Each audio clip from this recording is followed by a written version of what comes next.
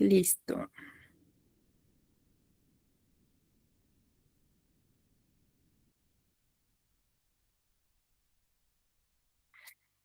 Pues básicamente ya para terminar el tema, bueno, la unidad 5 que es de programas prioritarios, chicos, pues vamos a ver los principales tipos de cáncer que afectan a la población mexicana, ¿ok? Tanto en el sexo femenino como en el masculino y que son prioridad para salud pública y para diseñar programas de intervención que pues básicamente estén enfocados a prevenirlo, ¿ok? El cáncer del cuello uterino, pues básicamente, chicos, el cáncer del cuello uterino o cérvico-uterino, también llamado,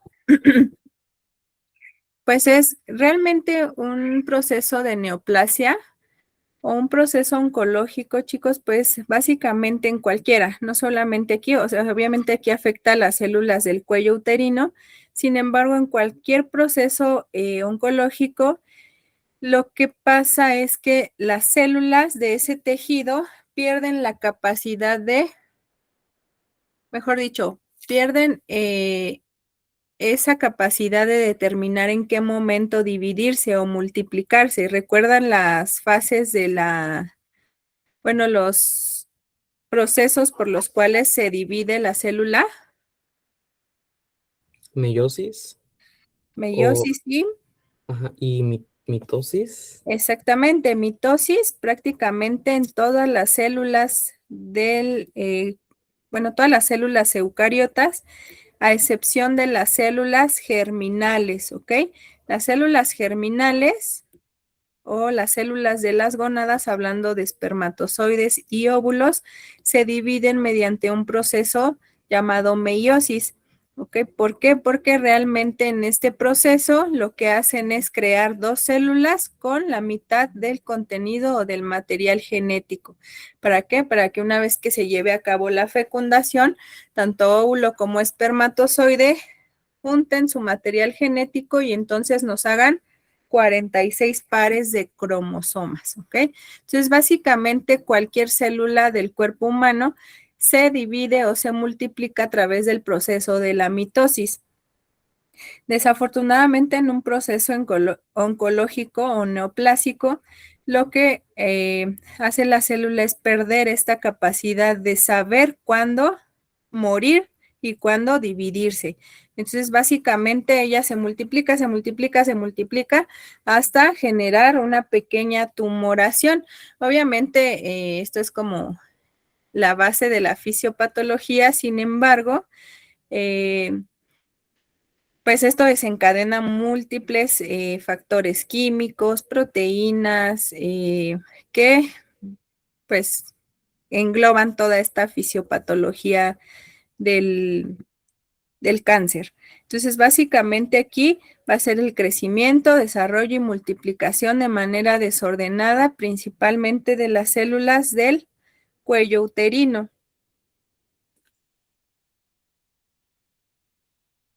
Y pues básicamente se asocia a la infección por virus del papiloma humano.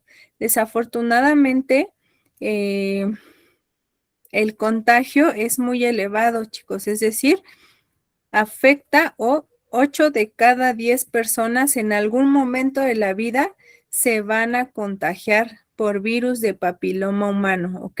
Aquí dista mucho de, por ejemplo, los serotipos o subtipos de virus de papiloma humano a los que estemos expuestos o los que generen esa infección. Aproximadamente hay 200 tipos de virus de papiloma humano, chicos. De estos 200, los mayormente asociados a cáncer cérvico-uterino son el 16 y el 18, aunque existen otros tipos que también son riesgosos, pero principalmente es el 16 y el 18. A partir del 6 hacia el 11, este, son los que generan principalmente las verrugas, pero o los condilomas. Sin embargo, 16 y 18 son los serotipos asociados a cáncer cérvico-uterino.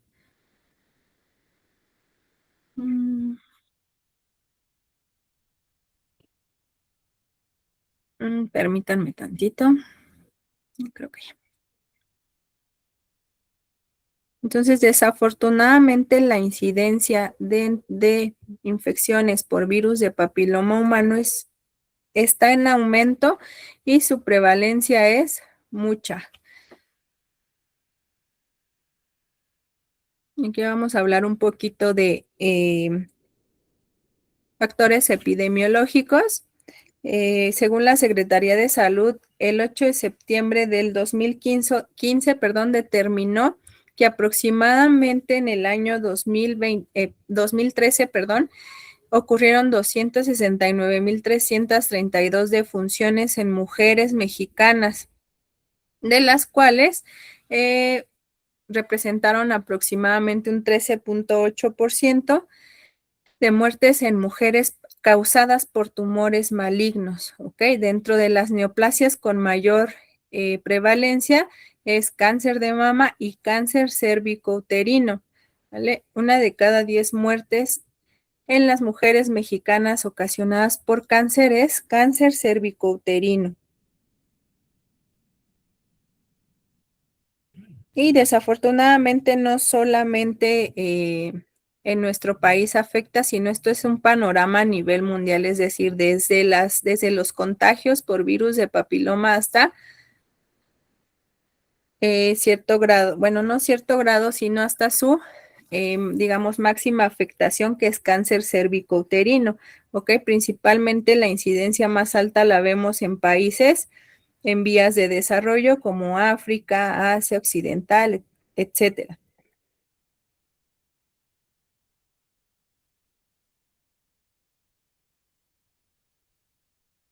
Y hablando de América Latina, chicos, pues los principales países con mayor incidencia y prevalencia, pues son Perú, Paraguay, Guayana, Bolivia, Honduras, Venezuela, Nicaragua y Surinam, es decir, Países Bajos en vías de desarrollo, ¿ok? Sin embargo, como les dije, desafortunadamente, pues nuestro país no se queda atrás, ¿ok? Con una alta incidencia y prevalencia, así como mortalidad debido a cáncer cérvico-uterino e infecciones por virus de papiloma humano.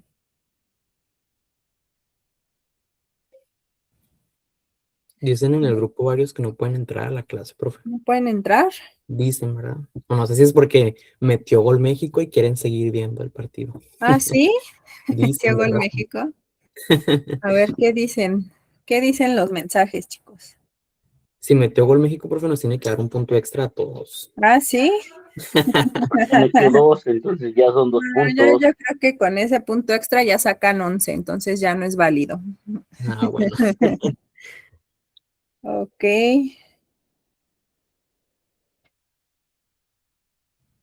Ya, profe, sí metió gol. Ya, todos con Metió 10. gol, ya vi. Ok, pues vamos a seguir con la clase, chicos. Si no, no terminamos. Entonces, pues,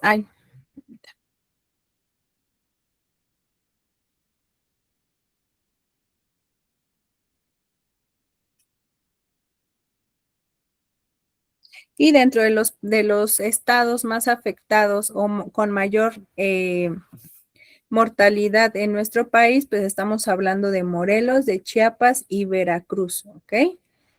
¿Por qué creen que sea esto? Tal vez, o sea, porque son como los que tienen más incidencia.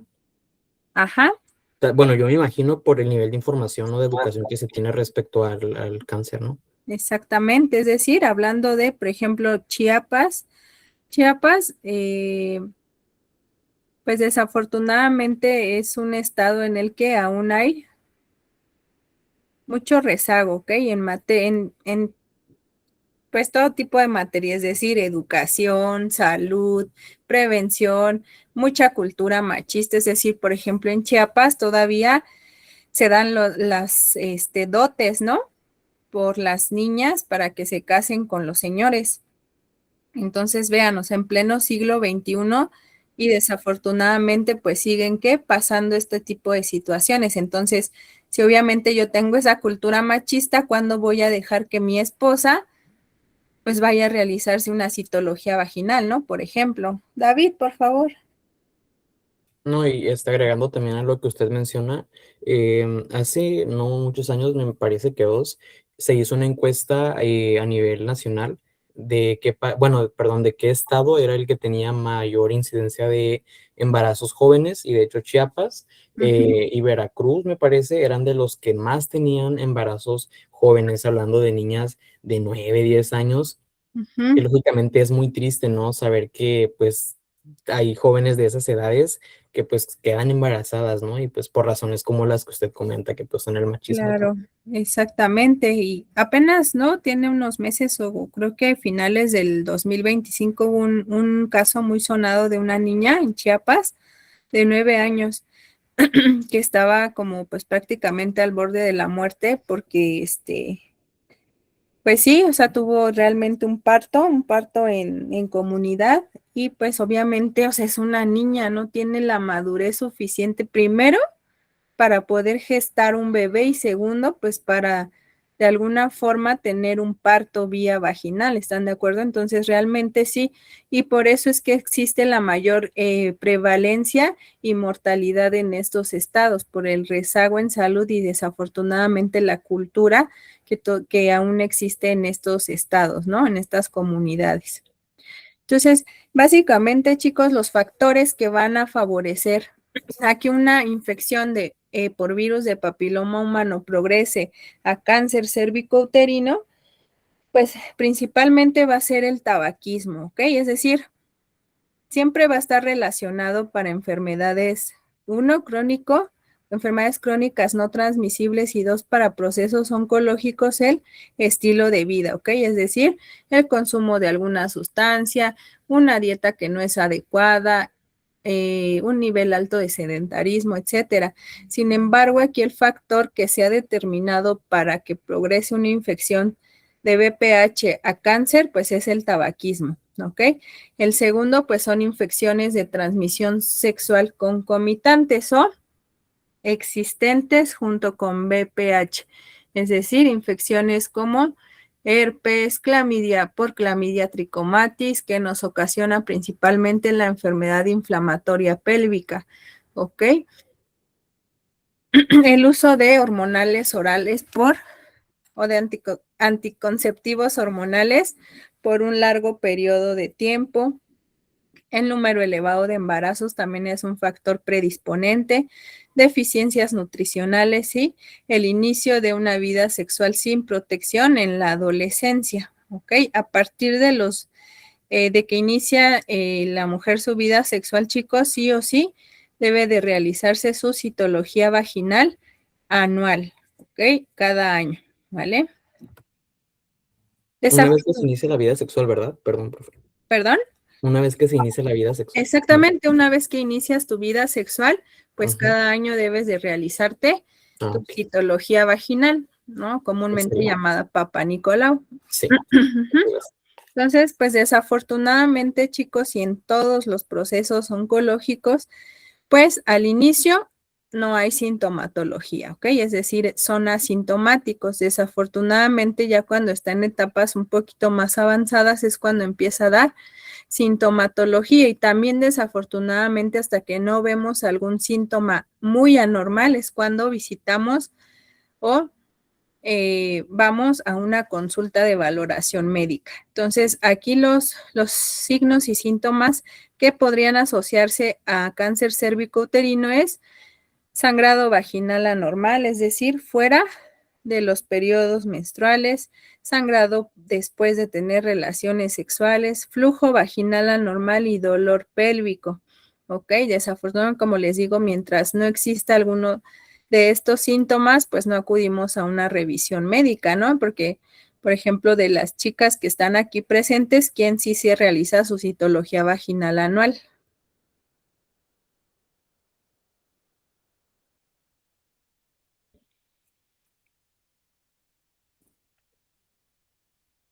Hay compañeras.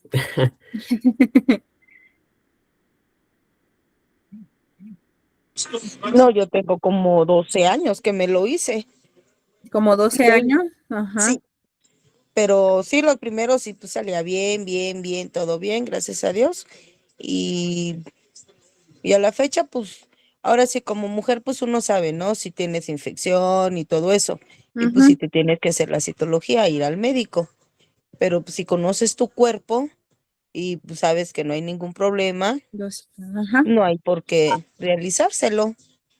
Y luego más ahorita que tocando ese tema también, desgraciadamente ve que siempre está lo de la edad arriba de 25 años, pues ya te tienes que hacer el papá Nicolau. Pero ahorita la vida sexual activa prácticamente ya es a los 12 13 años. Y Sí, cuando te quieren hacer su papá Nicolau, las rechazan en los centros de salud porque no entran en la edad que debe de, la cual manejan. Y del 100% 50 son mayores de 25 y 50 pues, son menores. Pero dentro de ese 50% de menores de edad, de 25 años, perdón, el 30 sale con una sintomatología, con infecciones, con el virus del papiloma humano, porque ya tienen múltiples parejas sexuales, tienen infecciones que no se han tratado. Entonces, esas niñas prácticamente las están vetando porque no cubren la edad. ¿Y qué pasa? Que ya cuando tienen los 25 años, pues ahora sí ya tienen un cáncer cérvico-uterino que nunca supieron porque nunca le realizaron su papá Nicolau. claro, claro, Nayi. Desafortunadamente la incidencia respecto a la edad en que se inicia la vida sexual, eh, pues desafortunadamente ya es en edades más tempranas, ¿no? Entonces, pues sí, o sea, estamos hablando de un tema de salud pública urgente, ¿no? Porque realmente la incidencia en embarazo adolescente y de alguna forma, chicos, si ustedes hacen una encuesta tan solo en su comunidad y la población a la que va dirigida es a adolescentes del sexo femenino y ustedes les preguntan cuál es el riesgo de tener relaciones sexuales sin protección, les van a decir que un embarazo no planeado. Pero jamás, jamás van a mencionar, o a lo mejor algunas pocas, las enfermedades de transmisión sexual. Ok, entonces básicamente sí es un problema bien importante de salud pública actual. Ale, por favor. Buenas noches. Yo sé que estoy un poquito mal en lo que voy a decir, pero pues voy a contar algo así como personal, ¿verdad? Eh, en mi caso, por decir, yo tuve mi situación sexual hasta los 23 años, 22 años, ponle, 22 años, y a los 23 me embaracé, tuve a mi criatura. Y ese fue el primer hombre con el que tuve mi vida. El segundo, pues nació mi hijo a los 26 años y ya de ahí me operé y después pues, me separé y ya de ahí ya no he tenido pareja hombre, pero en realidad yo me he hecho el Papa Nicolau como en dos ocasiones nada más de toda mi vida. Ahorita tengo 53 años y pues yo sé que está mal, pero tocante a lo que dijo la compañera de que pues uno sabe cuando tiene una infección o esto o lo otro, si no estás teniendo relaciones sexuales, pues cómo te vas a infectar de algo. Entonces, este, pues ahí se da uno cuenta que no, y pues siente uno que no hay necesidad. Aparte, pues malamente también pues entra lo que es el pudor, ¿verdad? Que pues en aquel entonces pues uno decía, ay no, ¿cómo me van a ver ahí? Que esto, que el otro, ¿ah? Y pues Ujú, yo soy de ellas. Yo sé que está mal, pero pues apenas acabo de hacer una cita precisamente para el próximo lunes, para ujú. un Papa Nicolau, pero ya después estamos hablando de como de 20 años. Así es que pues a Ok, ver qué sale, ¿no? Y lo malo es de que pues acá el historial de cáncer de mama, de cáncer de matriz, este, un tumor en el riñón y cosas, también los hombres con problemas en la próstata, o sea, hay mucho historial en mi familia, ¿verdad? Pero pues esperemos en Dios y que pues todo salga bien. Ujú, exactamente, no hay forma como, o no hay mejor forma para evitar una enfermedad importante que prevenirla, ¿ok? Entonces, pues sí, básicamente y desafortunadamente también ese pudor, ¿no? Esas creencias de decir, no, pues cómo, ¿no? Y actualmente todavía existen, todavía existen. Entonces, básicamente, pues la detección oportuna sí o sí es a través de una citología vaginal. Una prueba de BPH, chicos, es una prueba de PCR que determina o detecta el ADN de las cepas del virus, ¿ok? Es decir, principalmente se basa en detectar el ADN de estas cepas o de estos serotipos del virus más riesgosos y que causan cáncer cervicouterino, que son las 16, la 16 y la 18, ¿ok? Y finalmente, pues la colposcopía, es decir, la colposcopía, pues es un estudio de imagen donde se realizan ciertas tinciones y se observa la morfología del cuello uterino y se detectan cierto tipo de lesiones. Entonces, básicamente, pues eso es la detección oportuna. Y pues desafortunadamente, como lo platicábamos, 8 de cada 10 personas en algún momento de la vida se infectan por virus de papiloma humano, ¿ok? 1 de cada 1000, la infección persiste y puede progresar a cáncer, ¿ok? Es decir, sí puede, o sea, entre el virus desafortunadamente, chicos, no hay cura, pero pues únicamente lo que se hace es tratar las lesiones, ¿ok? Es decir, las lesiones condilomatosas o por condilomas y también en el dado caso que haya una lesión precancerosa, pues también se le da tratamiento a través de crioterapia, es decir, terapia con nitrógeno líquido, se queman esas lesiones. También hay electrocirugía, por ejemplo, y pues así es como se tratan las lesiones, pero sí o sí hay que estar en. Me dice el Chequeo constante. doctor que mandó solicitud para entrar a la clase. ¿Quién? Dice sí, el doctor Aarón que mandó solicitud para entrar a la clase. Déjenme checar. Oh, Sí, aquí está.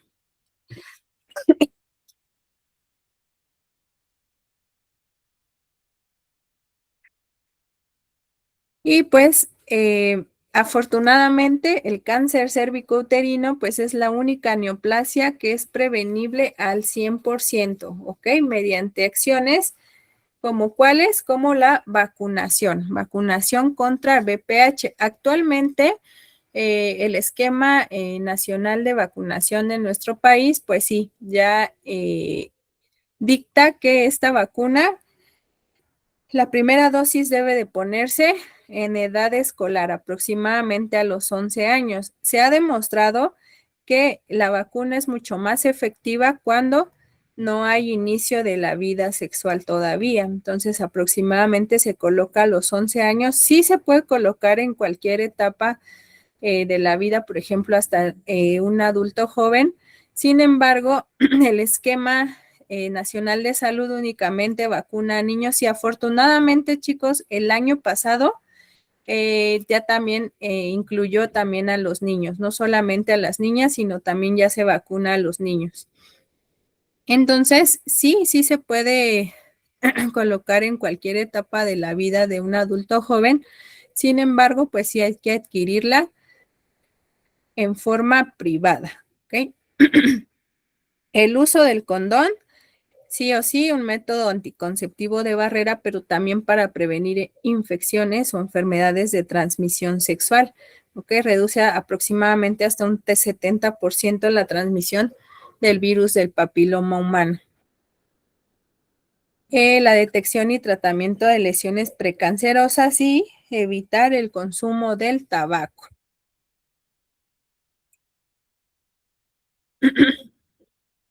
Les decía yo que aproximadamente hasta en la actualidad se han detectado 200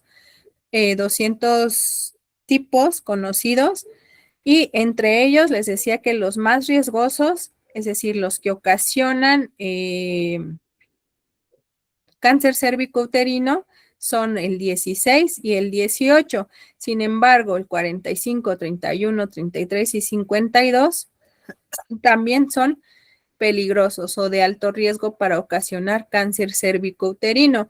Del número 6 al 11 son principalmente los que ocasionan las verrugas o condilomas, ¿ok? Sin embargo, pues su riesgo de progresar a cáncer cervicouterino es muy bajito.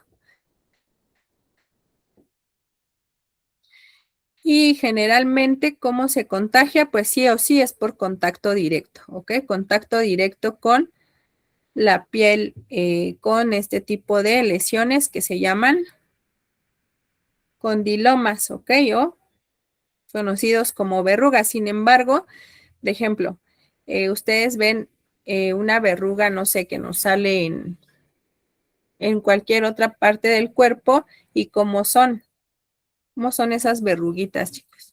Algunas sí son planas, otras son como ¿qué forma? Como bolitas. Ajá, como bolitas, es decir, y la característica de un condiloma por BPH de serotipo de alto riesgo es esta. Es decir, si se dan cuenta, sí son verrugas, pero como floreaditas, es decir, como si estuvieran creciendo. Por ejemplo, esta imagen de abajo inclusive parece como una coliflor. ¿Sí la ven? Sí. Ajá. Entonces, básicamente sí o sí es por contacto directo, piel, mucosas afectadas y secreciones, ¿ok? Es decir, secreciones con las que puedas tener en contacto de una persona que esté infectada. Y desafortunadamente los recién nacidos sí pueden infectarse cuando nacen por parto vaginal y existe una infección activa con virus del papiloma humano. Y la prevención, pues principalmente es a través de la vacuna. Okay, básicamente, México dispone de 2 vacunas, una que es la BPH bivalente, que incluye los tipos 16 y 18 que son asociados a cáncer cervicouterino, pero también incluye la tetravalente, que incluye los tipos 6, 11, que son los que nos dan principalmente las lesiones, las verruguitas, y el 16 y 18, que son los de alto riesgo para progresar a cáncer cervicouterino. Como les decía, pues sí, ambas son eficaces y de alguna forma, pues previenen esta progresión, la infección y progresión a cáncer cervicouterino, ¿ok? La eficacia aproximadamente es de un 93 a un 95 contra lesiones precursoras o previas a cáncer cervicouterino o lesiones precancerosas, ¿ok? Y esto pues básicamente es de lo que ya hablamos, es decir, cómo se transmite por contacto directo con alguien infectado, cómo se previene, uso de condón, vacuna y citología vaginal. Y pues hablando de la vacuna, les decía que pues aproximadamente se pone en la edad escolar, aproximadamente a los 11 años. Sin embargo, sí se puede colocar en niñas hasta los 14 años de edad, principalmente sí, antes de que inicien la vida sexual para que la eficacia aumente, o sea, mayor. Y pues sí o sí, los grupos de riesgo, como les dije, que con enfermedades de transmisión sexual concomitantes, pero principalmente con VIH, ¿ok? Es decir, las mujeres que están infectadas con VIH, pues de alguna forma recordemos que el VIH, ¿qué es? ¿O qué hace?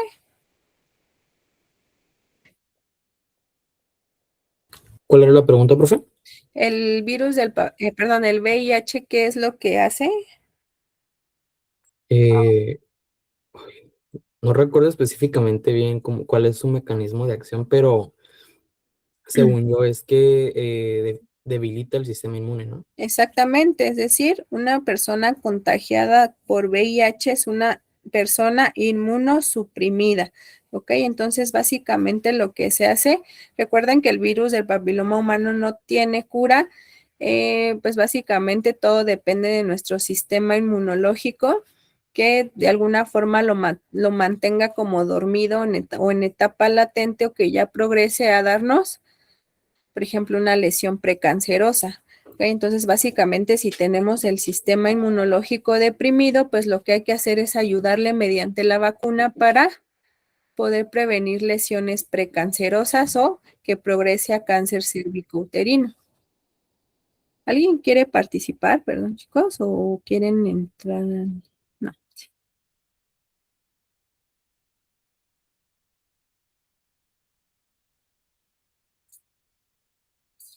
¿Dudas con cáncer cervicouterino?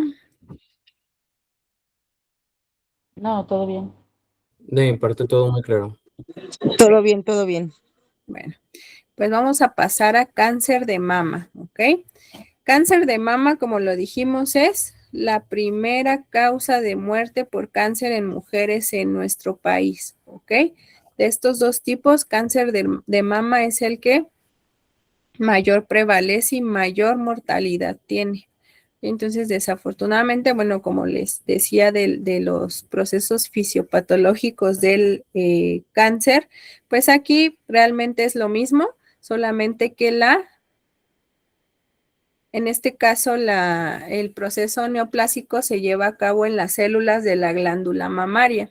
¿Ok? Se estima que alrededor de 1.7 millones de nuevos casos en el mundo registran aproximadamente, vean, o sea, es que poquito menos de la mitad mortalidad en mujeres con este padecimiento. ¿Ok? Entonces, pues desafortunadamente aquí sí o sí es la prevención. Como les decía, pues básicamente es este proceso oncológico afecta a las células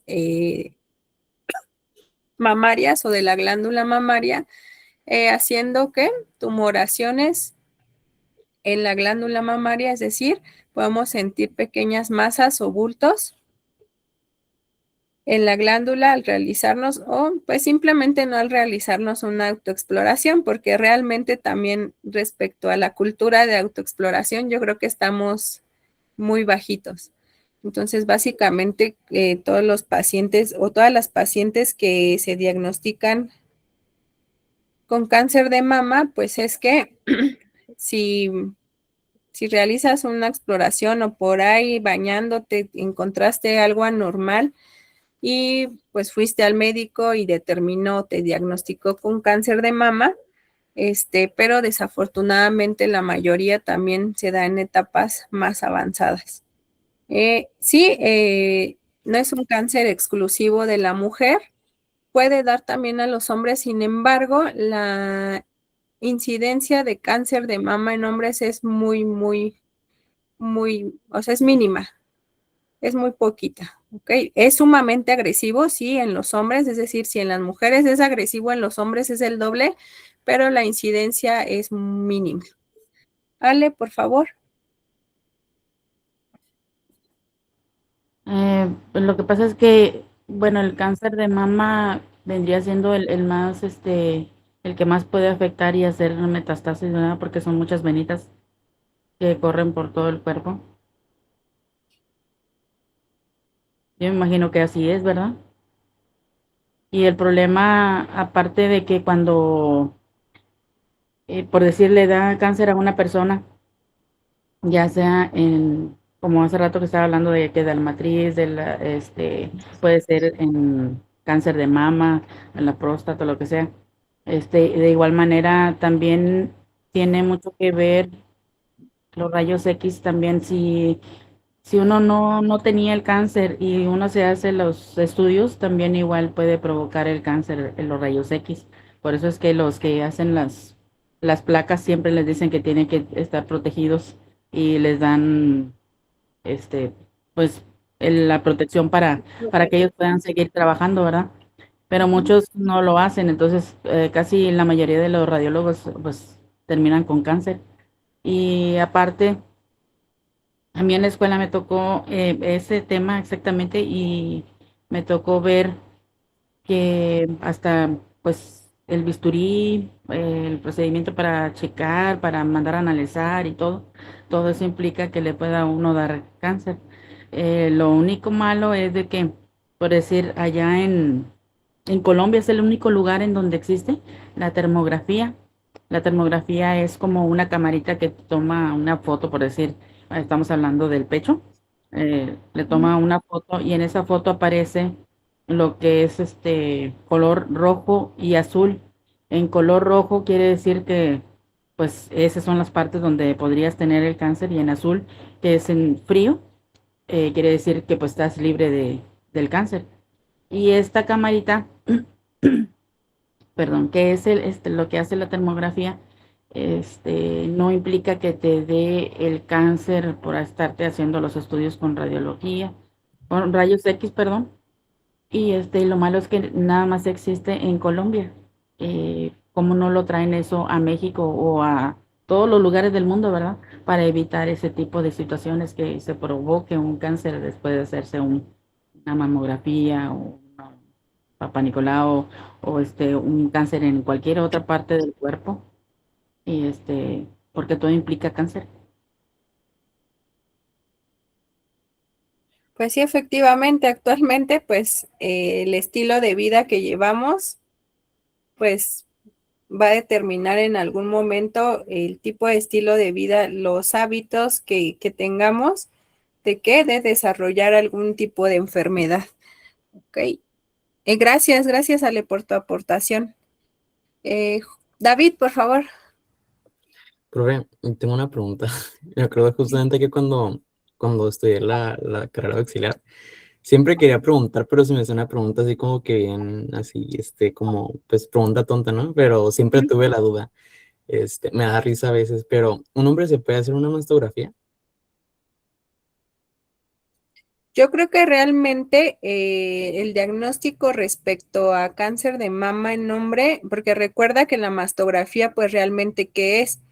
Nosotras, en las mujeres, Ajá. pues obviamente la glándula mamaria crece por los procesos de lactancia, ¿ok? Ujú, Sin sí. embargo, en ustedes sí existe la glándula mamaria, aunque no tan desarrollada como la mujer, sin embargo, la mastografía que hace, es decir, tomamos la glándula mamaria y realmente Ah, la máquina lo que hace es aplastar. aplastarla. Entonces, básicamente yo creo que el diagnóstico respecto a un cáncer de mama en hombres, Mm, pues yo creo que básicamente sería o por ultrasonido o por ok. mediante exámenes bioquímicos que se llaman marcadores tumorales. Sí, es que, bueno, o sea, siempre me pregunté, ¿no? O sea, si el cáncer de mama también existe en hombres, Sí, sí pues, ¿se le existe. hace una mastografía o sea, o cómo? O sea, me preguntaba yo, ¿no? Ajá. Porque sinceramente nunca me ha tocado tratar con un caso de cáncer de mama en Sí, hombres. sí, son muy poquitos los Ajá. casos que ha habido. Y sí Ajá. me preguntaba yo, pues, ay, pues, ¿cómo le harán? O sea, ¿se hacen mastografía o se hacen estudios o cómo? Ajá. Sí, sí, no, yo creo que el diagnóstico es mediante, no sé, se me ocurre que Una pueda ser mamografía, ajá, ecografía, ¿no? mediante, mediante un ultrasonido o marcadores tumorales, ¿ok? Sin embargo, pues realmente el cáncer de mama es mínimo, alrededor del 1% más o menos, este, en los hombres, el cáncer de mama, ¿ok? Muy bien, profe, muchísimas gracias. Mm.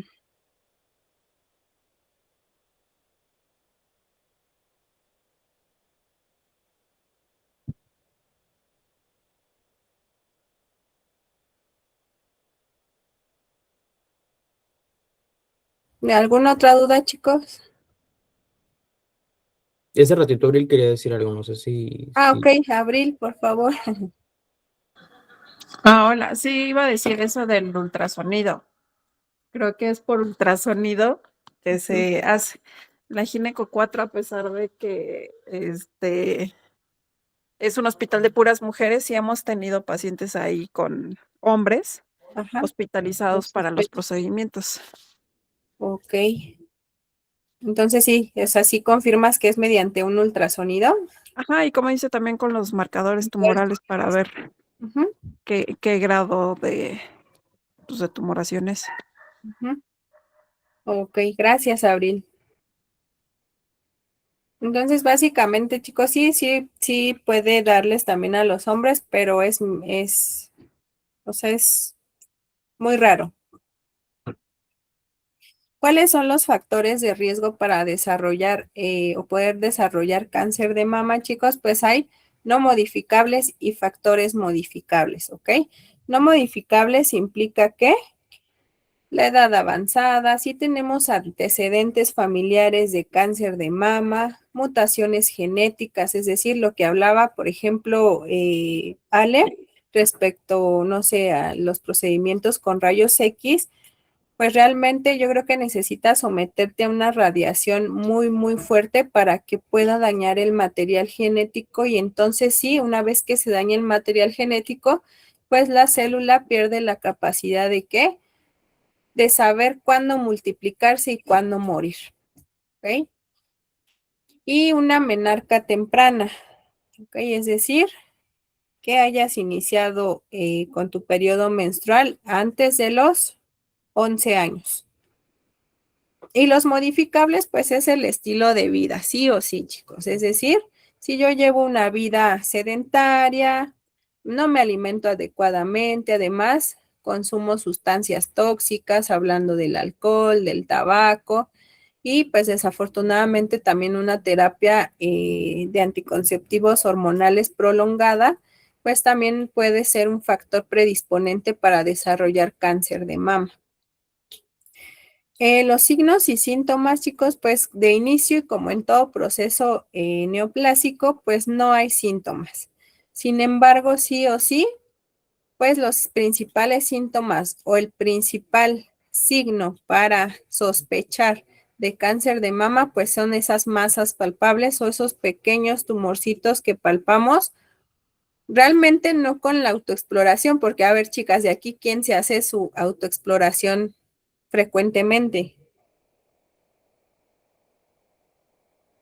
Pues yo no así como que frecuentemente, pero ya de vez en cuando uno se baña, pues por lógica te tallas hasta los pechos y todo, ¿verdad? Ujú. Entonces así te das cuenta que pues hay una bolita o no. Exactamente, entonces pues básicamente yo creo que el diagnóstico o la sospecha en una mujer respecto a la detección de una masa o una pequeña tumoración, pues es eso, o sea, cuando nos estamos bañando, ¿no? No realmente por realizarnos frecuentemente una autoexploración. De aquí sí saben cómo es o sea, es decir, sí saben cómo es la técnica de autoexploración. O sea, sí, Yo no soy mujer, pero sí me la sé. ok. Pues sí, ¿no? Es desde la axila en círculos, tocando hasta la Exactamente. glándula y así. Frente al Exactamente. espejo con un brazo en la cabeza. Ujú.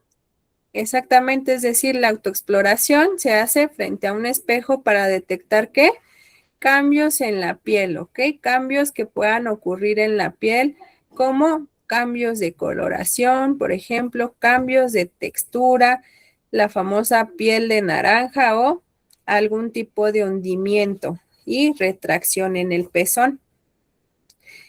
Realmente sí, efectivamente se realiza desde la zona axilar hacia la glándula mamaria, ¿ok? Y pues básicamente el primer signo pues es esa pequeña tumoración o masa palpable, ya no sé, la retracción del pezón, la secreción anormal que puede salir a través del pezón, pues pueden ser ya en etapas más avanzadas, ¿ok? Desafortunadamente, pues muchos de los casos y la mayoría, bueno, de los casos que nos brindan un índice de mortalidad elevado, pues es porque se diagnosticaron en etapas más avanzadas. E inclusive, pues ya etapas que nos brindan procesos de metástasis. ¿Cómo se previene? Pues sí o sí, cambiando el estilo de vida. ¿Ok? Básicamente que llevar una alimentación correcta, adecuada, balanceada, saludable, evitar el consumo de sustancias tóxicas, practicar ejercicio y conservar un peso adecuado. ¿Ok? A partir de los 20 años se realiza la autoexploración y aproximadamente saben en qué día lo debemos de realizar. Es decir, recuerden que por todos los cambios hormonales que ocurren durante el ciclo menstrual, pues hay que, de alguna forma, repercuten en la glándula mamaria. Entonces, por ejemplo, la mayoría de las mujeres antes del periodo menstrual, pues sentimos la glándula inflamada, como pesada, como así. Entonces, ¿cuál es el momento ideal para hacerte una exploración dentro del periodo del ciclo menstrual? En la escuela una profesora nos dijo que era entre el día 8 y 7, no sería de 7 y 8, según lo que nos comentan. 7 y 8, ¿ok? Pues efectivamente es del día 8 hasta el 10, ¿ok? Que es cuando, pues básicamente, está más estable como este cambio hormonal y no hay de alguna forma repercusión en la glándula mamaria y podemos de alguna forma autoexplorarnos correctamente y lograr palpar alguna tumoración, alguna masa que pueda estar ahí en la glándula mamaria, ¿ok? A partir de los 40 años, chicos, hay que realizarse la mastografía en forma anual, ¿vale? Antes de los 40 años y si hay sospecha, pues se hace mediante un ultrasonido. Sin embargo, a partir de los 40 años es la mastografía, ¿ok? Aunque no se tengan síntomas, ¿sí? ¿Por qué? Porque es importante para la prevención oportuna o detección oportuna. Es como una forma de prevenir y detectar a tiempo procesos oncológicos en la mama en niveles primarios de alguna forma. Y pues básicamente este cartel pues nos habla de qué, de cómo prevenir el cáncer de mama, es decir, a partir de los 40 años realizarte la mastografía, exploración de las mamas, comer sano, evitar el sobrepeso, realizar ejercicio, evitar el consumo de sustancias tóxicas y afortunadamente, chicos, y lo que hablábamos ayer en lactancia materna, no solamente implica beneficios para el bebé, sino también para la mamá lactante, ¿ok? Uno, pues es la reducción del peso, por ejemplo, y a futuro sí hay evidencia en que también ayuda a prevenir en cierta forma el cáncer de mama. Y pues básicamente bueno, es mundial, el día mundial de la lucha contra el cáncer de mama, pues se determinó que fuera el 19 de octubre. Sin embargo, pues básicamente todo el mes de octubre se considera como prevención y lucha contra el cáncer de mama, ¿ok? Es decir, si bien hay programas de promoción y prevención todo el año, en este mes es cuando más se acentúan esos programas. ¿Dudas? Maestra, la mamografía y la mastografía es el mismo procedimiento. Es lo mismo.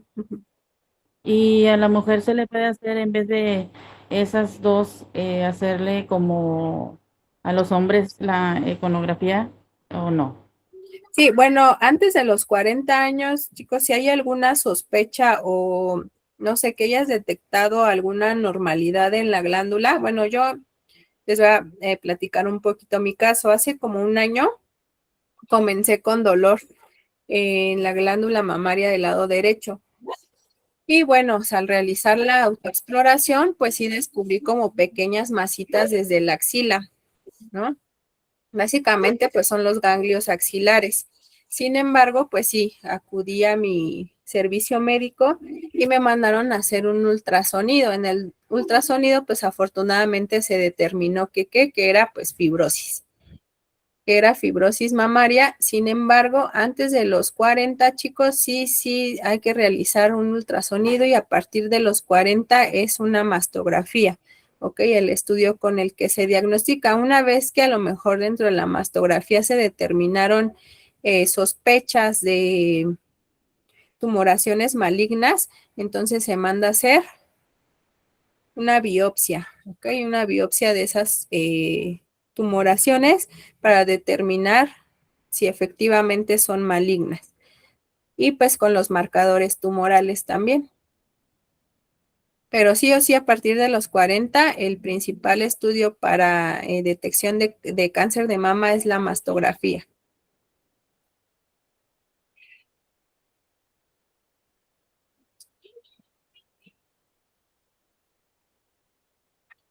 Y pues vamos a pasar rápidamente al cáncer de próstata, chicos. Finalmente, el cáncer de próstata, pues es la neoplasia maligna que más afecta porque sí es, bueno, no me ha tocado hacérmela todavía, pero sí, respecto a opiniones de pacientes, sí dicen que duele. Entonces, pues, pero pues, sí dicen que es doloroso el estudio. Sin embargo, uno es doloroso y dos, hablamos de esos tabús que tenemos, ¿no? Es decir, a lo mejor si te toca un radiólogo hombre, pues es así como que con la pena, ¿no? Pero pues yo creo que sí hay que como trabajar más en la cultura de prevención en nuestro país y a lo mejor empezando con nosotros mismos, chicos, bueno, sí, a lo mejor sí es doloroso. Igual lo mismo la citología vaginal, pues sí te causa cierto tipo de incomodidad, ¿ok? Y por ejemplo, si te realizan la colposcopía, es decir, que ponen el ácido acético, el yodo, también duele. Entonces, pues básicamente, a lo mejor es un ratito de dolor, pero estamos previniendo enfermedades importantes que tienen una alta mortalidad. Profe, es cierto que, bueno, yo he escuchado que ya hoy en día para la detección del cáncer de próstata ya no se hace lo que es el tacto rectal, ¿no? Se hace más el antígeno prostático. Es decir, hay estándares, ¿ok? Primero, sí, el diagnóstico es a través de un antígeno prostático específico, es un estudio de sangre, se determina el nivel de antígeno prostático a través del suero. Y pues básicamente, sí, una vez que a lo mejor por ahí salió un poquito alterado puede salir alterado el antígeno prostático o puede haber sintomatología, chicos. Es decir, que a lo mejor pacientes con dificultad para orinar o el chorro urinario débil o una micción frecuente, ok, sí, son de alguna forma que síntomas que nos pueden determinar a sospecha de cáncer de próstata. Sin embargo, hay otro proceso que se llama hiperplasia prostática benigna. También tiene grados de severidad. Sin embargo, pues es un crecimiento de la próstata, ¿ok? Finalmente, este crecimiento lo que hace es que, ¿dónde se encuentra ubicada la próstata? ¿Sí recuerdan? Posterior a la vejiga. Exactamente, entonces este crecimiento de la próstata, pues lo que va a hacer es presionar la vejiga y también de cierta forma afectar el conducto o meato urinario. Entonces esto nos puede provocar esa sintomatología. Lo que se manda a hacer cuando existe esta sintomatología es sí o sí antígeno prostático y un ultrasonido prostático, ¿ok? Para determinar si realmente esta sintomatología es causada por un proceso maligno o un proceso tumoral maligno o realmente es esta hiperplasia prostática, ¿ok? Que pues si bien es un proceso normal del envejecimiento en los pacientes del sexo masculino. Pero sí, actualmente y pues desafortunadamente vean, realmente la mortalidad pues es alta, ¿no? La incidencia, la prevalencia se mantiene, sin embargo, la incidencia aumenta, chicos, porque por estos tabús que se tienen. Es decir, México, pues nuestra cultura machista a la orden del día que nos dice, no, no, no, no, ¿cómo yo voy a ir a que me hagan ese tacto, no? Entonces, finalmente, nuestra labor como profesionales de la salud o personal de la salud, pues es desmentir todos estos mitos, estos tabús y, ok, sí decirle al paciente, y se los digo porque, por ejemplo, aquí dentro de la familia, no sé, mis tíos o así, finalmente sí dicen, no, no, no, no, ¿cómo yo voy a ir? No, pues se realiza a través de un examen de sangre, ¿no? Ya les explicas.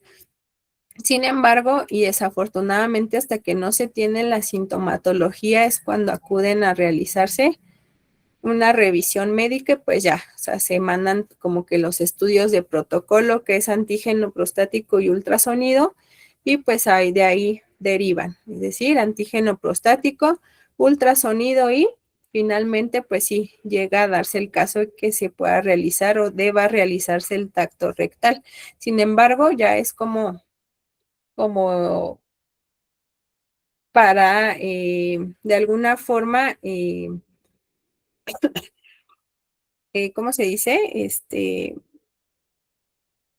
Pues sí, determinar ya o dar certeza al diagnóstico de cáncer de próstata, ¿ok? Sin embargo, pues si dentro de tu estudio de antígeno prostático pues sale sumamente elevado, también hay marcadores tumorales para el cáncer de próstata, chicos.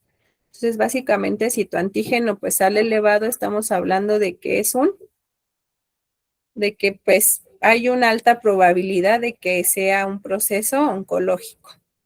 Entonces, básicamente, si sale en estándares o en rangos normales, pero tu ultrasonido determinó que es una hiperplasia, pues ya, o sea, digamos, de cierta forma, pues se elimina ese diagnóstico, ¿no? Pero, pues vean, o sea, realmente es la primera causa de muerte en hombres mayores de 60 años, ¿sí? La incidencia supera los 25,000 casos nuevos al año. La prevalencia, como les dije, se mantiene, es decir, los últimos 5 años se ha mantenido. Sin embargo, la incidencia aumenta y pues la mortalidad también es alta, ¿no? Sobre todo porque ya se diagnostica precisamente por estos tabús como en cáncer cérvico-uterino, por ejemplo, se diagnostica que pues tardíamente, inclusive ya cuando hay procesos de metástasis. Entonces, pues básicamente, ¿cuáles son los factores de riesgo? Pues la edad, mayores de 50 años, con antecedentes de cáncer de próstata, dieta rica en grasas y también la obesidad, es decir, el estilo de vida como en todas las enfermedades. Enfermedades crónicas no transmisibles, ¿no? En este caso también las enfermedades oncológicas, pues también en su mayoría son por el estilo de vida. Entonces, básicamente, bueno, ya mencionamos un poquito sobre los signos y síntomas. En etapas tempranas, como todo proceso oncológico es asintomático, sin embargo, sí inician con esto, es decir, dificultad para orinar, chorro urinario débil, micción frecuente y ya en etapas más avanzadas podemos detectar sangre en la orina y dolor óseo, ¿ok? Principalmente hacia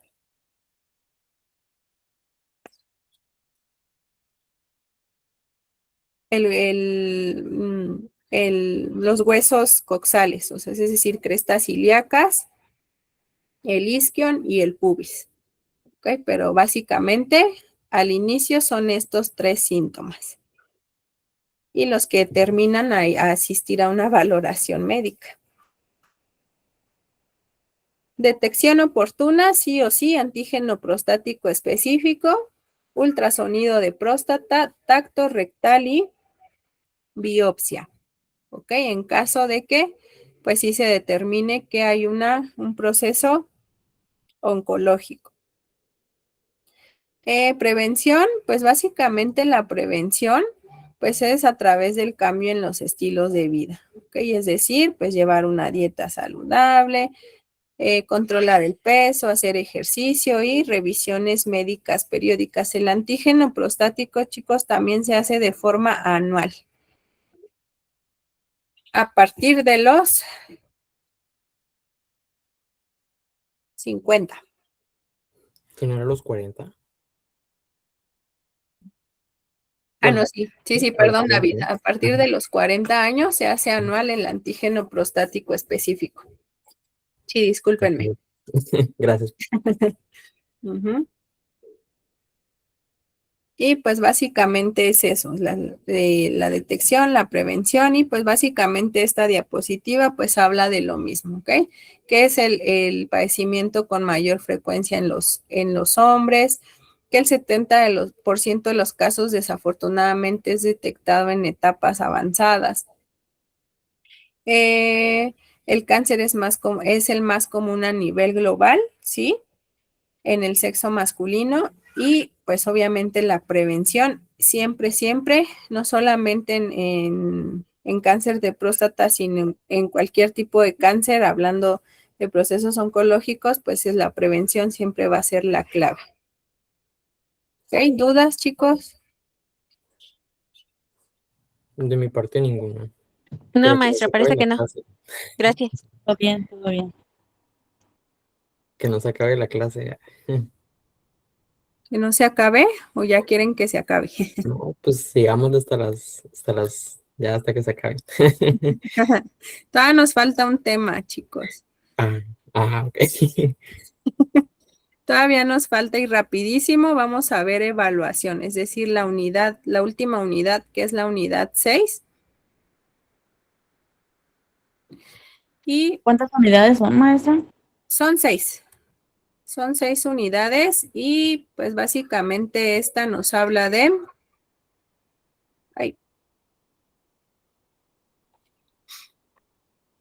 evaluación del plan de intervención, ¿ok? O así se llama, unidad 6, proceso de enfermería en la comunidad, quinta etapa, evaluación. ¿Vale? Entonces, básicamente, chicos, pues vamos a ver que el concepto de evaluación. El concepto de evaluación en general, pues la evaluación siempre va a ser un proceso continuo, organizado y sí o sí sistemático, es decir, que requiere ciertas etapas previas para poderse realizar. ¿En qué consiste? Pues básicamente es recopilar, analizar e interpretar la información obtenida para evaluar el impacto de un programa, intervención o estrategia de salud, hablando en este caso, del área de la salud. ¿Ok? Pero, bueno, ese es el concepto general. Ahora vamos a la evaluación de las intervenciones comunitarias, ¿ok? Es decir, la última parte de su proyecto. Básicamente, chicos, la evaluación de... permítanme tantito, déjenme aceptar a uno de sus compañeros.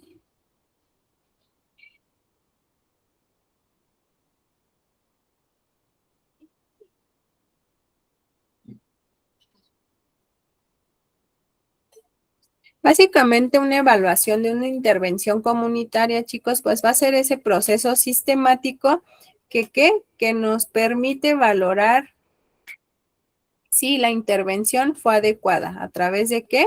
A través de los objetivos que establecimos o el alcance que tuvieron esos objetivos que planteamos dentro de la intervención. Básicamente, pues el objetivo es que generar beneficios en la población y el correcto uso de los recursos disponibles, porque finalmente, y lo vamos a ver en los objetivos, tenemos que brindar, bueno, ya en el área laboral, pues tenemos que brindar cuentas, digamos, de esos recursos, principalmente los recursos financieros, ¿ok?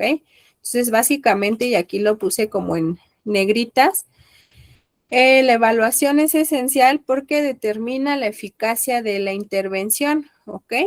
De la intervención que ustedes hayan diseñado, ya sea de promoción, prevención, educación o atención a la salud.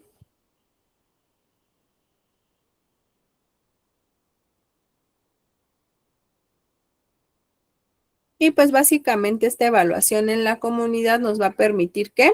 Medir resultados obtenidos, identificar fortalezas y debilidades, es decir, que si dentro de mi evaluación o dentro de mi, mejor dicho, dentro de mi evaluación determiné que la intervención pues de alguna forma no fue exitosa o no fue lo que yo esperaba o no alcanzó los objetivos planteados, pues yo tengo que identificar por qué fue y cómo lo puedo mejorar o qué fortalezas tiene esa intervención y cuáles son sus debilidades en las que yo puedo trabajar.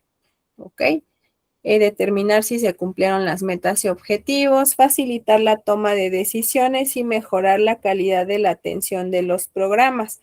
¿Ok? Aquí es bien importante esto, chicos, esto que está como en rojito. ¿Ok? Es decir, la evaluación no únicamente debe entenderse como la medición o la etapa final de una intervención, ¿ok? Sino que va a ser una herramienta de aprendizaje y de mejora continua. Es decir, que por ejemplo, si yo muchas veces esa intervención puede ser la base para qué, para futuras intervenciones, porque dentro de los objetivos que vamos a ver más adelante, es decir, estos, también se valora el impacto que tuvo esa intervención a través del tiempo. Siempre que les hablen de impacto, chicos, es después de la intervención, ¿ok? En un periodo posterior a la intervención, ya sea 1 año, 2 años. Sí, David, no te preocupes, etcétera, ¿ok? Entonces, finalmente estos objetivos, uno va a ser determinar la eficacia, es decir, si los objetivos que yo planteé se alcanzaron. Medir la eficiencia, ¿qué quiere decir? Que si los recursos que yo utilicé fueron adecuados o a lo mejor, no sé, me di cuenta que algunos recursos pues estuvieron de más, por ejemplo, o que algunos recursos me faltaron, o que realmente dentro de mi planeación, pues los recursos que yo establecí fueron los mismos que se utilizaron, ¿ok? 3, valorar el impacto. Como les decía, siempre que escuchen lo del impacto, pues va a ser aquellos cambios que se mantuvieron durante un periodo de tiempo en la comunidad. Es decir, si mi intervención sí generó, sí alcanzó los objetivos, las metas y generó realmente un impacto en la comunidad en la que yo lo trabajé y que además este impacto sea sostenible en el tiempo, ¿ok? Desafortunadamente, pues no pasa, ¿no? Porque, no sé, tenemos una intervención, no sé, respecto a el control de la diabetes y ahí de inicio, pues los pacientes sí están muy motivados, sin embargo, con el paso del tiempo, ¿qué pasa?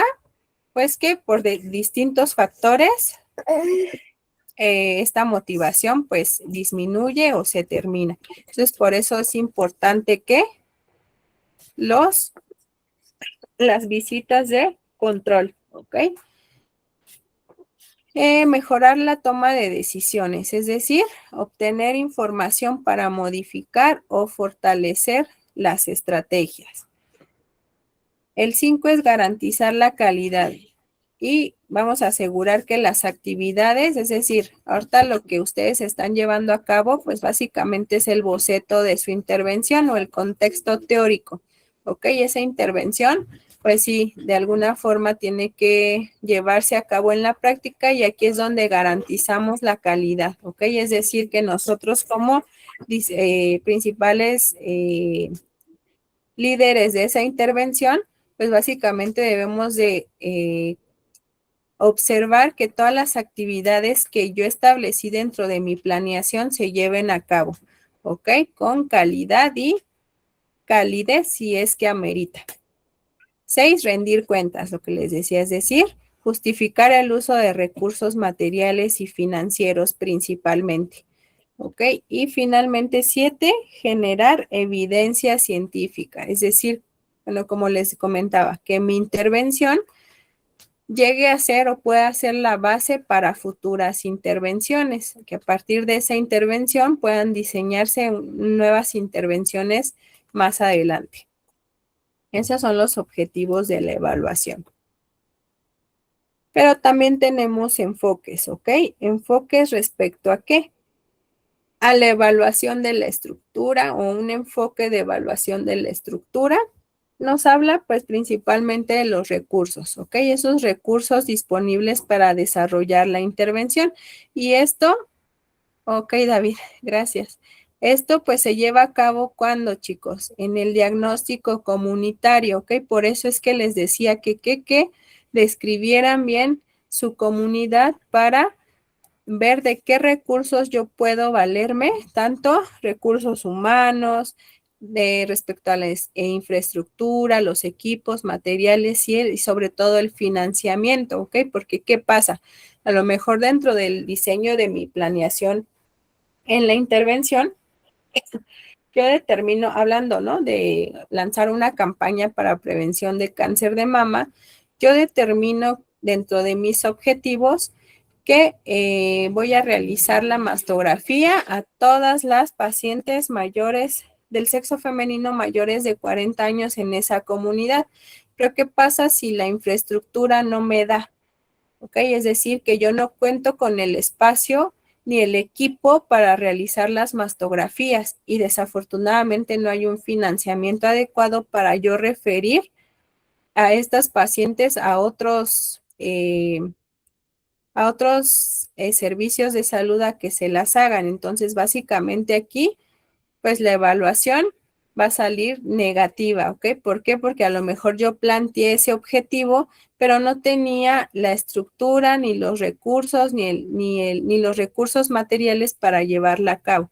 Entonces, este enfoque de la evaluación se plantea o se lleva a cabo en el diagnóstico comunitario valorando y describiendo la comunidad y de qué recursos me puedo valer para llevar a cabo mi intervención. El enfoque de proceso, pues básicamente va a ser las actividades que llevemos ya a la práctica, ¿ok?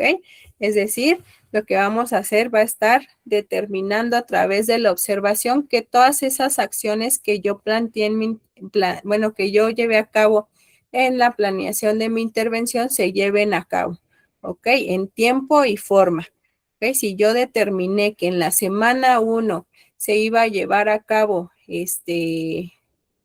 no sé, una campaña de somatometría, es decir, peso y talla, pues en esa semana 1 yo debo de asegurarme que se lleve a cabo, ¿ok? Y sobre todo se lleve a cabo con calidad. Y que pues de alguna forma exista esa participación comunitaria ahí, como les dije, el tiempo de ejecución, es decir, debe de llevarse a cabo cada actividad en tiempo y forma y con calidad. El enfoque de resultados, chicos, pues finalmente nos habla de los efectos inmediatos obtenidos después de la intervención. ¿Ok? Es decir, una vez que yo lleve a cabo mi intervención, pues voy a determinar de qué manera la voy a evaluar. Y finalmente, pues ver si esa intervención realmente fue efectiva con el cumplimiento de los objetivos y las metas. Y finalmente el enfoque de impacto pues nos habla que a esos cambios que se sostengan a lo largo del tiempo en la población. ¿Ok? Ese es el enfoque o la evaluación del enfoque de impacto. Es decir, a lo mejor yo llevé a cabo mi intervención en 6 meses y en 6 meses más yo voy a evaluar qué. Por ejemplo, si trabajé con control de diabetes, pues en 6 meses más a esa comunidad de pacientes que vive con diabetes, yo voy a, no sé, nuevamente lanzar una campaña respecto a la toma de glucosa capilar y voy a determinar si efectivamente pues se llevó a cabo esta intervención tuvo un impacto a lo largo del tiempo o fue sostenible o realmente no. ¿Y qué creen? Que aquí podemos determinar una nueva intervención, ¿ok? ¿Dudas hasta aquí? De mi parte ninguna. Ok. Y Todo pues bien. Ok, gracias chicos. La metodología de la evaluación, ok. Tenemos y vamos a tener 3 tipos de evaluaciones durante todo el proceso de la intervención, chicos. La primera va a ser la evaluación diagnóstica, ok, es decir, la que se realiza antes de diseñar mi intervención o de planear la intervención, y esto lo realizamos ¿dónde creen? O ahora que ya hicieron su proyecto, ¿en dónde lo identifican? ¿Cuál, qué etapa mencionó, maestra?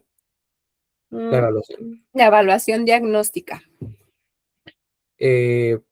Bueno, yo me imagino que se aplica, bueno, supongo que fue la que apliqué cuando yo encuestaba, ¿no? O sea, cuando yo les preguntaba a los pacientes ciertas cosas para evaluar qué tal estaban. Exactamente, es decir, la vamos a realizar cuando hagamos el diagnóstico comunitario. ¿Para qué? Vean, el objetivo es identificar necesidades y problemas de salud y de cierta forma darles prioridad o jerarquizarlos. Entonces, la evaluación diagnóstica se lleva a cabo en el diagnóstico comunitario. No te preocupes, Ale. Gracias. La evaluación formativa, chicos, se va a llevar a cabo durante, ¿ok? Durante la ejecución del programa, es decir, yo ya hice mi diagnóstico, hice la planeación de la intervención y ahora sí la llevo a cabo. En este momento voy a realizar una evaluación formativa, ¿ok? Es decir, durante la ejecución de la intervención. ¿Para qué? Para detectar problemas y poder realizar ajustes a que de alguna forma la intervención tenga el alcance que yo espero. Por ejemplo, no sé, aquí, bueno, aquí nos dice el ejemplo de revisar asistencia a talleres de educación para la salud. Ok, yo reviso esa asistencia y no se aproxima o yo planteo dentro de mi objetivo que pues espero una asistencia, no sé, del 85%. Entonces, básicamente yo reviso esa asistencia en el momento de que se lleve a cabo el taller y pues básicamente la asistencia me dice que pues no llego ni al 50%. Entonces, básicamente aquí tengo que verificar cuál fue o cuál pudo haber sido el problema por el cual no tuve la asistencia esperada. No sé, por ejemplo, si yo de alguna forma realicé campañas sí, de educación, pero dentro de la misma campaña, no sé, elaboré algunos flyer, por ejemplo, que distribuí, no sé, en redes sociales, en puntos estratégicos de la comunidad, donde a lo mejor decía, ¿no? O no sé, ¿de qué les gusta que sea el taller? De prevención de la diabetes. Ok, de prevención de la diabetes. Entonces, básicamente decía, ¿no? El no sé, el flyer. ¿Sabes cómo controlar tu diabetes? Yo te digo cómo. Te invitamos al taller que se llevará a cabo en tal lado, a tal hora, tal día. ¿Ok? Pero resulta que yo detecté el problema de que a lo mejor toda esta campaña publicitaria que hice para llevar a cabo mi taller, pues no la hice a lo mejor en puntos estratégicos, es decir, a lo mejor estuve repartiendo de casa en casa, no sé, la lancé a través de redes sociales, pero yo me di cuenta que los puntos estratégicos o donde mayor afluencia de gente había, pues era en el mercado, era en las escuelas, etcétera. Y yo no lo hice, pues aquí tengo un punto de mejora, ¿ok? Es decir, esa evaluación me va a permitir detectar ese problema y realizar ajustes para que la intervención tenga el alcance que yo espero o el resultado que yo espero. Y finalmente la evaluación sumativa, chicos, pues es la que se realiza al finalizar la intervención, ¿ok? Y pues realmente nos va a determinar el resultado de la intervención según el cumplimiento de los objetivos, ¿vale? Que es pues realmente ya la evaluación final.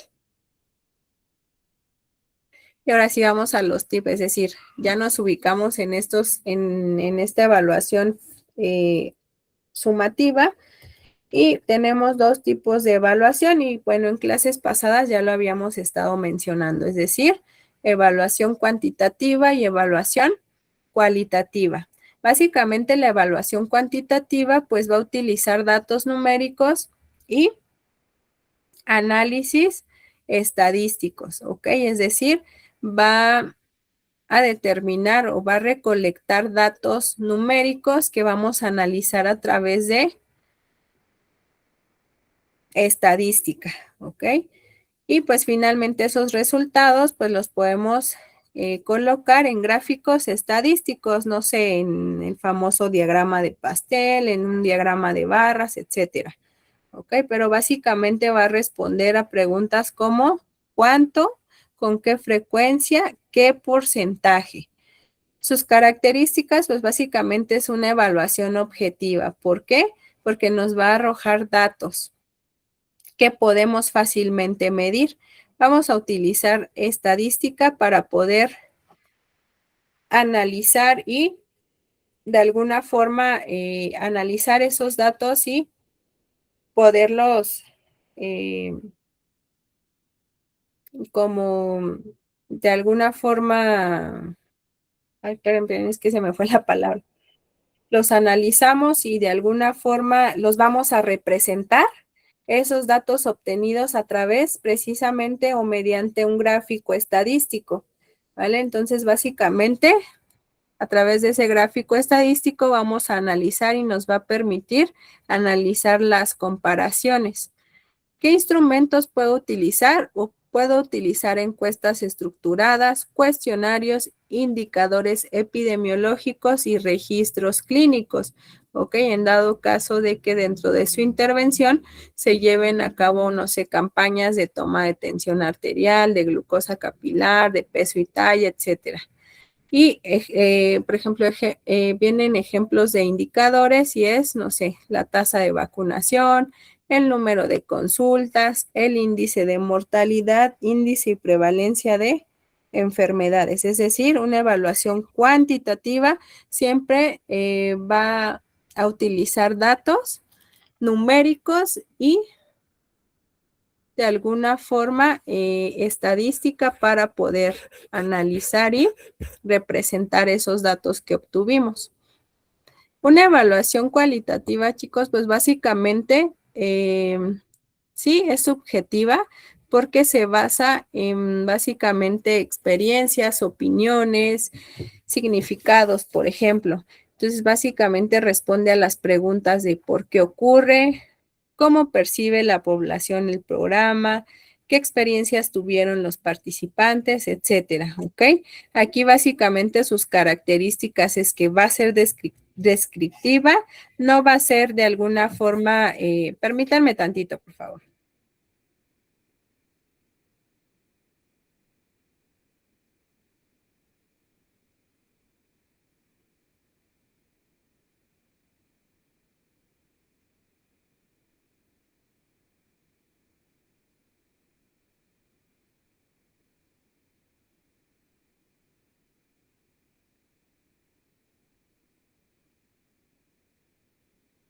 Ya, mil disculpas. Es decir, va a ser descriptiva. Vamos a describir una experiencia, una opinión. ¿Vale? Va a ser flexible.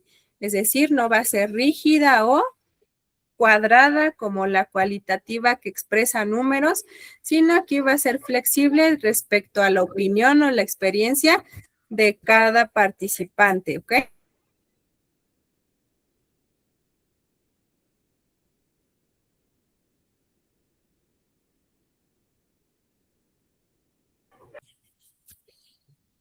Va a ser interpretativa, sí, porque pues realmente nosotros vamos a dar de alguna, por eso les digo que es subjetiva, porque básicamente aquí va a ser a opinión o experiencia de el evaluador y centrada en experiencias humanas, sí o sí. ¿Qué instrumentos vamos a utilizar, chicos? Básicamente entrevistas, observación observación participante, historias de vida, por ejemplo.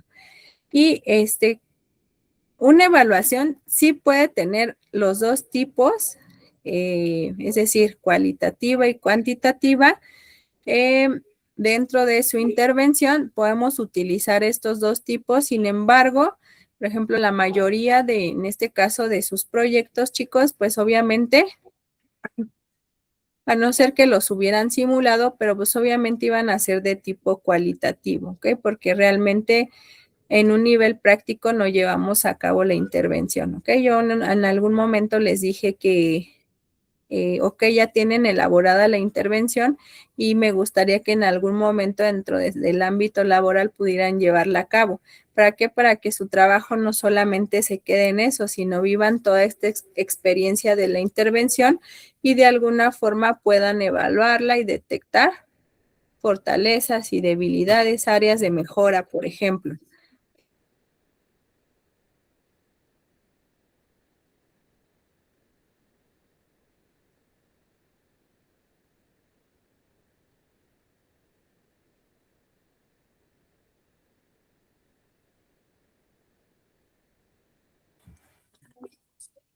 Entonces, básicamente aquí como ejemplo, pues serían estas encuestas pre y post, ¿ok? Pre y post que ustedes utilizaron dentro de su evaluación, es decir, previas a, no sé, un curso, una plática, un taller respecto a conocimientos que tenía la población, y post, es decir, una vez que ustedes realizaron esa plática, ese taller, ese curso, ¿con qué conocimiento se fue la población o la comunidad o esa población con la que yo trabajé? ¿Ok? Es decir, sí, de alguna forma, sí se fueron con más experiencias, más conocimiento, o si de alguna forma quedaron igual. Era lo que hablábamos respecto, bueno, lo que decíamos a través de, no sé, una entrevista realizada a la población adolescente del sexo femenino respecto a qué consecuencias puede traer el tener relaciones sin protección. Y pues a lo mejor nos pueden decir, no sé, un embarazo, principalmente eso les van a decir, un embarazo no planeado.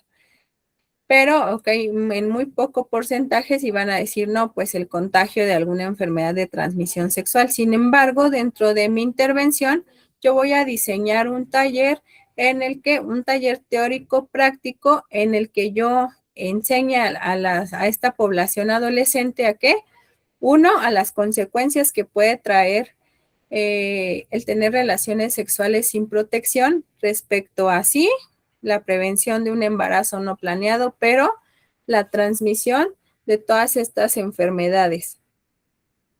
Y a lo mejor práctico lo hago, no sé, que conozcan físicamente todos los anticonceptivos, pero principalmente los anticonceptivos de barrera.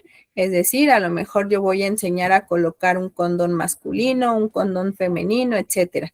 Entonces, ya una vez que yo realicé esta intervención, hago una encuesta post en la que, ahora sí, vuelvo a preguntar, ¿qué consecuencias tiene tener relaciones sexuales sin protección? Y ahí van a evaluar, es decir, por experiencias y por aprendizaje, es decir, qué aprendieron las adolescentes y con qué experiencias se van. Por eso es que esta evaluación sí es subjetiva y depende mucho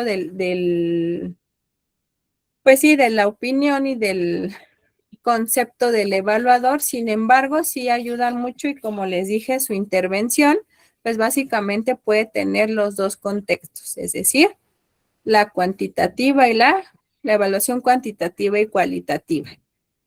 Y pues básicamente todas las intervenciones, chicos, se basan en los dos tipos de evaluación. Y pues básicamente este es un cuadrito en el que resume los tipos de evaluación, es decir, vamos a tener evaluación cuantitativa, evaluación cualitativa. ¿Qué tipos de datos nos va a evaluar? Cuantitativa, numéricos; cualitativa, descriptivos. ¿Qué instrumentos o de qué instrumentos se vale o se basa? Es en encuestas, la cuantitativa principalmente, y en entrevistas, la cualitativa. El objetivo en la cuantitativa es medir y en la cualitativa es comprender. El análisis en la cuantitativa es estadístico y en cualitativa es interpretativo, es decir, va a depender del evaluador. Y los resultados en la cuantitativa, pues siempre van a ser datos numéricos, cifras y porcentajes. Y en la cualitativa, pues van a ser opiniones y experiencias. ¿Ok?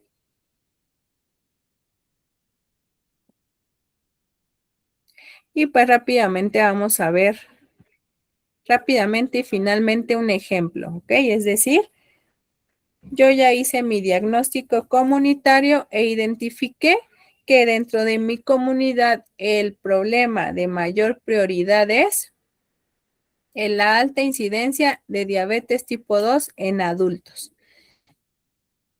Empiezo a planear mi intervención y yo voy a realizar un programa educativo sobre alimentación saludable, actividad física, prevención de factores de riesgo. ¿Cómo voy a evaluar la intervención? Pues básicamente va a ser a través del número de sesiones impartidas, la asistencia, el material distribuido. ¿Ok? Entonces, básicamente aquí, chicos, el número de sesiones impartidas y la asistencia va a ser a través de ¿qué? De una evaluación ¿qué? Cuantitativa. Exactamente. La evaluación de resultados, pues va a ser a través de una evaluación, pues si estoy midiendo el nivel de conocimiento antes y después, los cambios de hábitos de alimentación y la participación en la actividad física, ¿cómo va a ser? ¿Los cambios o qué tanta Ajá, incidencia? aquí si se dan cuenta tenemos los dos Ajá, sí, porque tipos. pues si voy a contabilizar, pero también voy a ver qué Exactamente. cambios Es hubo decir, exactamente, ¿no? tenemos el nivel de conocimiento, es decir, va a ser interpretativo a través de una entrevista con una encuesta pre y post. Los cambios de hábitos de alimentación, ojo aquí, puede ser que cuantitativa o puede ser cualitativa, es decir, que el paciente en su experiencia me diga o en una entrevista me diga, pues es que yo como así, así, así, y después de la intervención me diga, no, es que yo ya modifiqué mi dieta e integré más vegetales, ya no tomo refresco, etcétera, ¿ok? O puede ser también a nivel cuantitativo, es decir, qué porcentaje de pacientes integró vegetales en su dieta, eliminó el refresco, exactamente. Es decir, por eso les digo que regularmente las intervenciones no tienen un impacto sostenible en el tiempo. Y entonces la participación, pues obviamente sí o sí, la voy a determinar a través de una evaluación cuantitativa. Entonces aquí tenemos ambas, ¿ok? Y finalmente la evaluación del impacto, chicos, va a ser a través de ¿qué? De una evaluación cuantitativa. Cuantitativa. Ujú. Exactamente.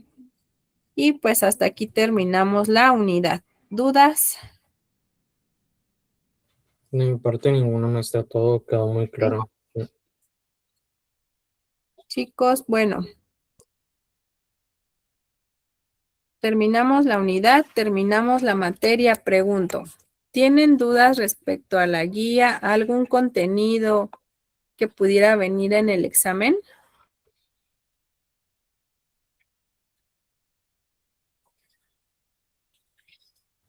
La verdad es que de mi parte ninguna, siento que durante toda la materia el contenido fue muy nutritivo, a pesar de que tal vez algunas cosas ya las conocíamos, pero siempre se complementa con lo nuevo que los maestros dan, ¿no?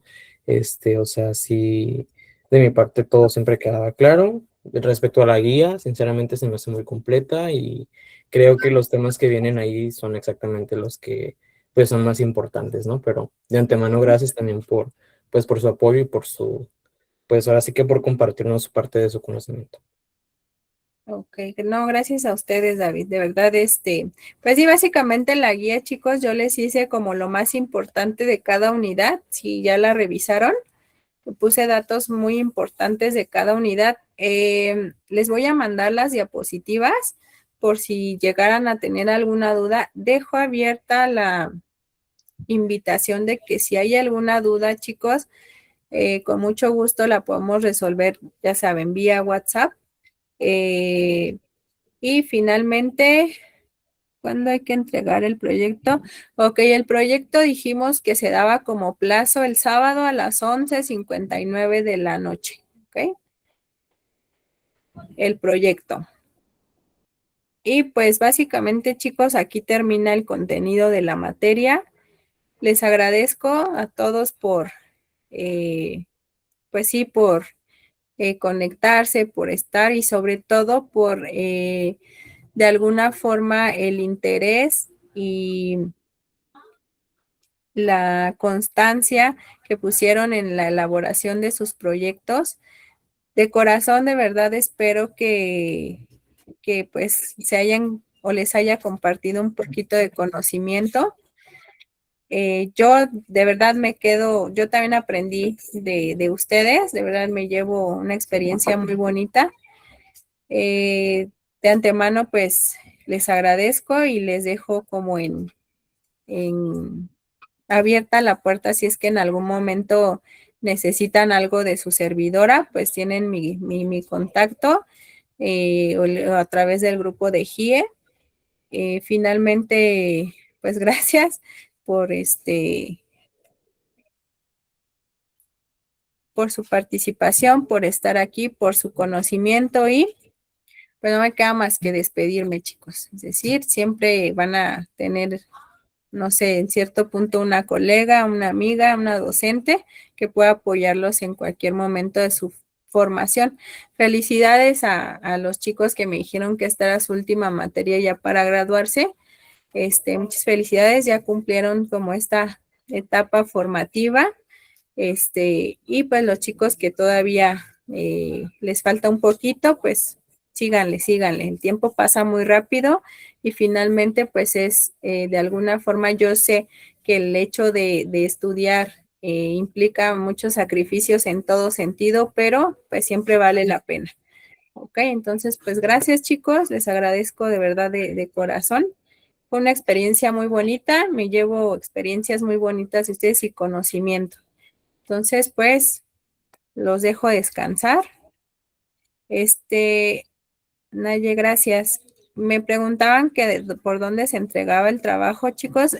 Mándenmelo, por favor, por WhatsApp, porque también he tenido unos problemillas para entrar a la plataforma y revisar sus trabajos. Sin embargo, y lo han visto, es decir, WhatsApp, rápido. A lo mejor me tardaba un poquito por la cantidad de trabajo que tengo, pero sí, sí reviso y sí les doy retroalimentación, ¿ok? ¿Alguna duda, chicos? Ninguna, maestra. Ok, pues gracias a todos, que descansen y pues yo quedo pendiente cualquier duda que tengan al viernes que es su examen, ¿ok? Yo les mando el link temprano para que recuerden que tienen 24 horas para realizarlo y a más tardar el día lunes al mediodía ya tienen su evaluación. Ok, entonces el examen es de viernes a sábado, ¿verdad? Ajá, de viernes a sábado y el Ajá. proyecto a más tardar el sábado 11:59 de la noche. Ah, ok, perfecto. Muchas gracias. No, gracias a ustedes, chicos. Bonita noche, que descansen. Muchas gracias, maestra. Igualmente, ahí es.